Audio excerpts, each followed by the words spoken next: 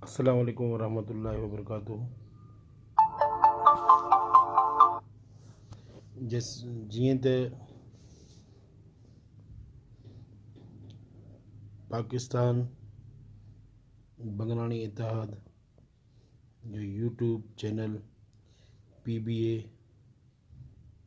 Pakistan YouTube channel जो आगाज़ कयो वियो आहे, उनजो मां शुक्रगुज़ार आहियां मोहतरम KB साहब बंगलानी जो, जंहिं महिनत करे हिन यूट्यूब चैनल खे खोलियो।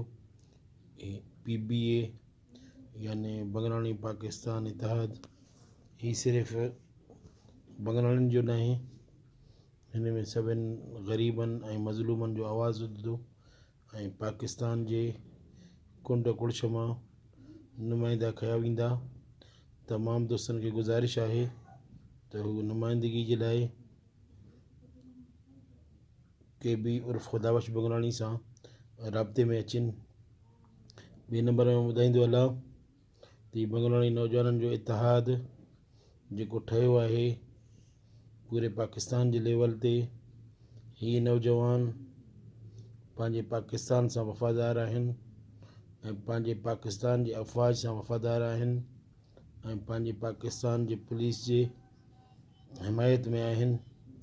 लेकिन नाजाइज़ अगरि हिननि खे कंहिं बि तंग कयो या कंहिं बि हिननि जो नालो वरितो, कंहिं सरदार या जागीरदार हाणे हिननि जे हथ में कलाशन कोफ़ न ॾींदा। ही कलम सां विड़ी करे पंहिंजे मुल्क पाकिस्तान जो रोशन कंदा।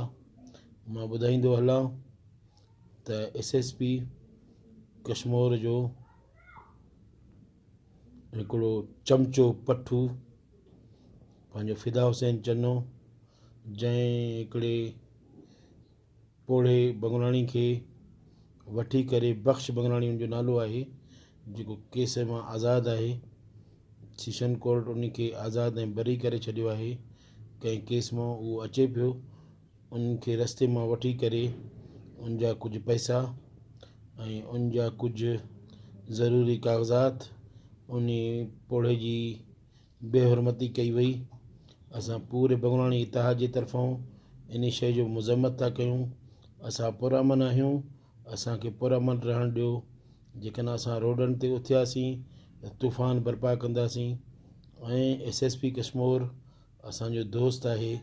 असां उन खे हिन यूट्यूब जे ज़रिए आगाह था कयूं, हिन चैनल जे ज़रिए त फिदा हुसैन खे जल्द हटायो, वरना ही आवाज़ जेकॾहिं उथियो त हिन आवाज़ खे कोई रोके नथो सघे।